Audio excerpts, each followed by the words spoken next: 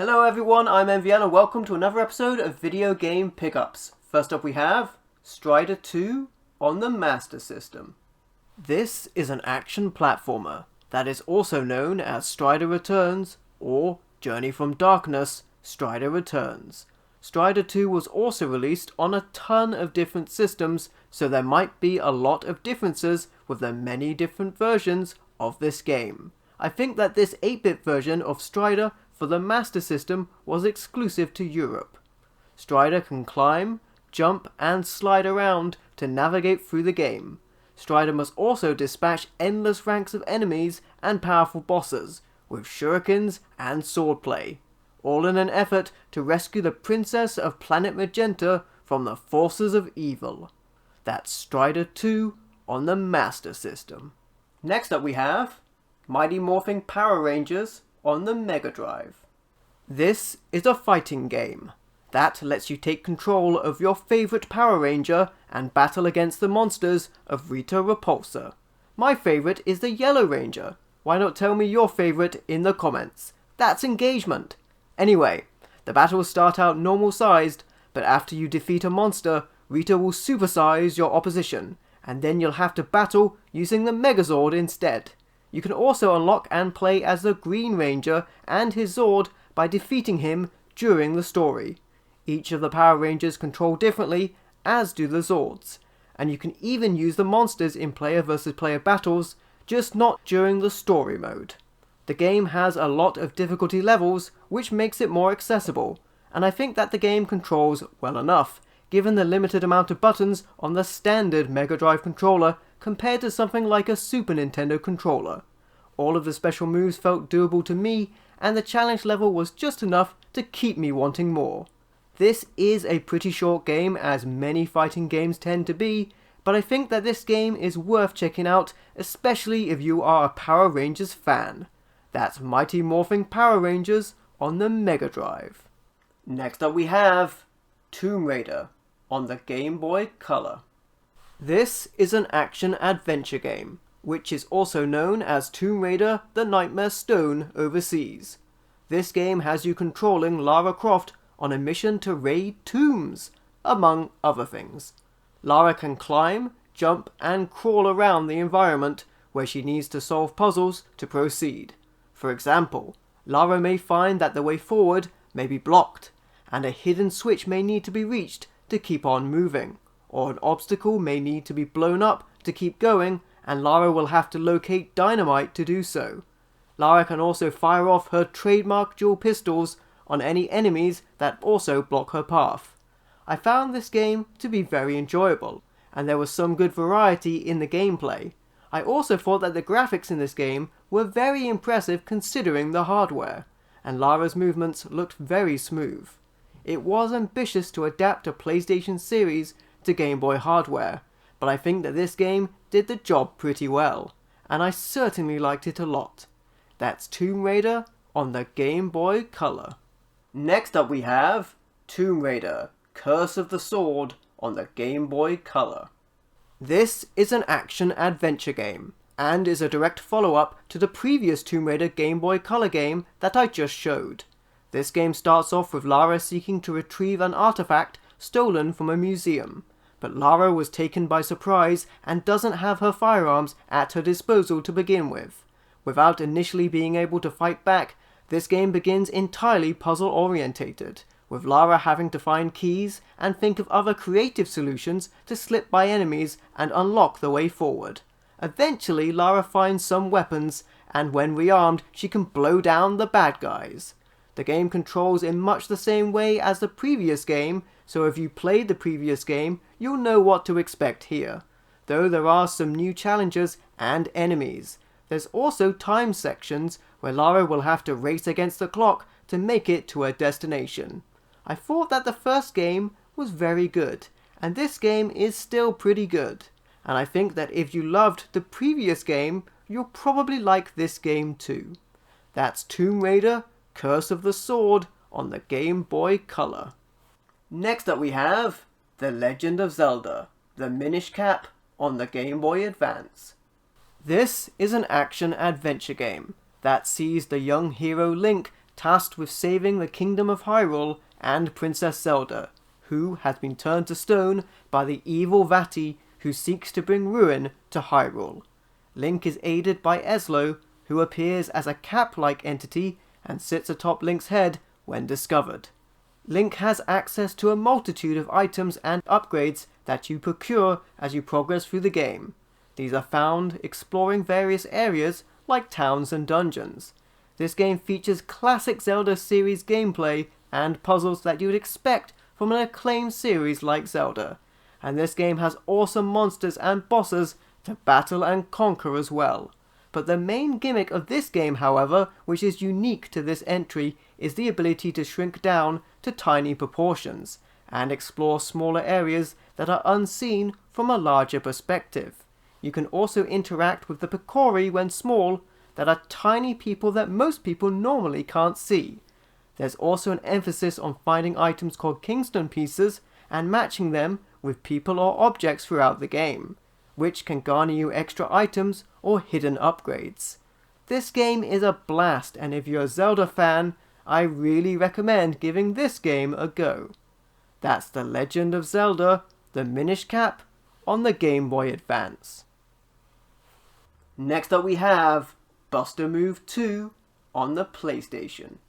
This is a puzzle game that is also known as Puzzle Bobble 2 or Buster Move Again. In this game, you match tiles of the same colour to make them disappear by launching randomly selected tiles from the bottom of the screen upwards. The tiles descend from the top of the screen, and if they reach the bottom, it's game over. You can play a solo puzzle game or compete against a computer-controlled opponent or another player.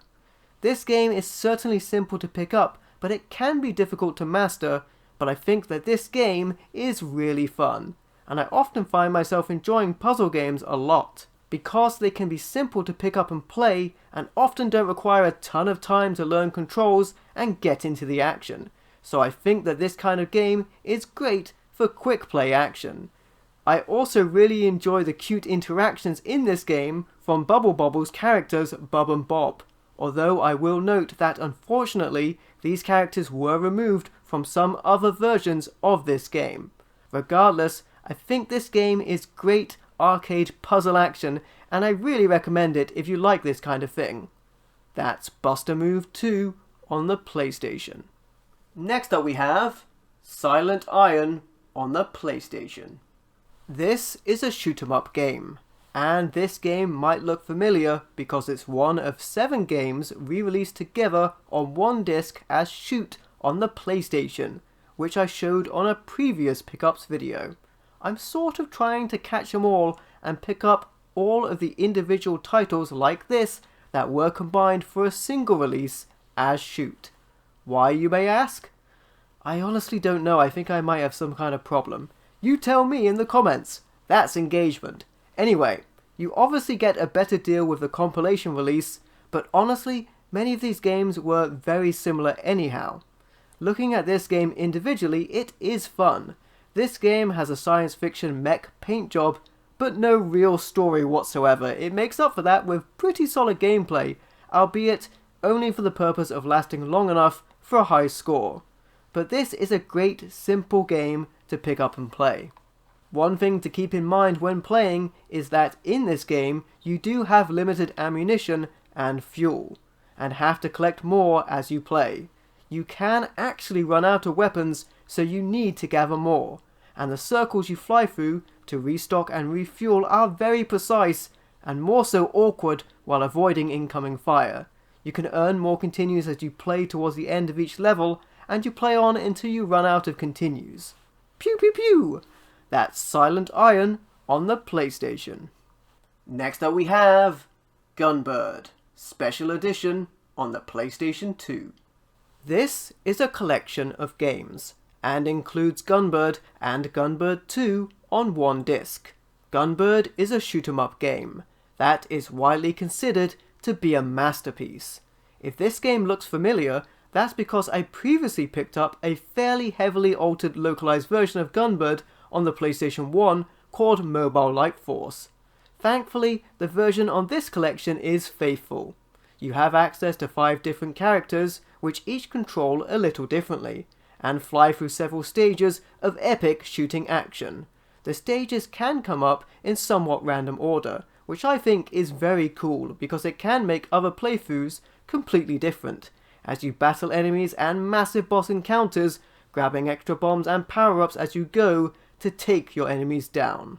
Gunbird 2 is a shoot-'em-up game that I think is also extremely good. This is not to be confused with Mobile Light Force 2 on the PlayStation 2, as confusingly enough that's actually a modified, localized port of Shikigami no Shiro, also known as Castle Shikigami. Gunbird 2 is unaltered arcade action in this collection, and I think it's great. It plays much like the previous game in this collection, and I think that that's a good thing, because this game is also awesome. If you are a fan of arcade shoot-'em-up games, do yourself a favor and give these games a go. I don't think you'll regret it, because these games are great. That's Gunbird Special Edition on the PlayStation 2. Next up we have The Sniper 2 on the PlayStation 2. This is an action game, where you control a sniper and need to take out targets or meet specific mission conditions against a clock, or it's game over. This game was originally created for the Simple 2000 series in Japan, but like other Simple 2000 series games, it got a standalone release in Europe. The gameplay is pretty straightforward here, although the requirements to complete each stage can sometimes be not so obvious. You might need to knock something down or set off an alarm in order to lure out your target to take your shot. Sometimes there are tons of characters on screen, so it can also be hard to locate your target. You have limited ammunition, and you are also timed, so you need to keep that in mind as well. With all that said, this game is pretty short, as it was initially released as a budget title, but the story is surprisingly deep considering that, and it plays out episodically like a TV drama that follows on from the previous game in the series, which I think is a nice touch. Overall, this game is alright for what it is, and I find these kind of oddities kind of interesting, but I can certainly understand if this game being short could put people off. That's The Sniper 2 for the PlayStation 2. And finally we have Korokoro Kollen on the PSP. This is a puzzle game. This game might also look familiar, as I picked up the previous game in the series in my last pickups video. This sequel was only released in Japan.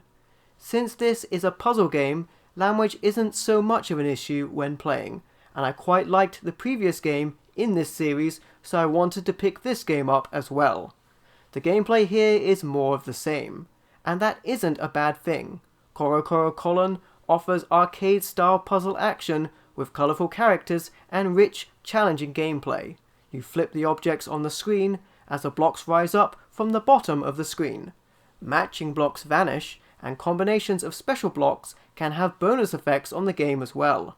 If the objects on screen reach the top, it's game over.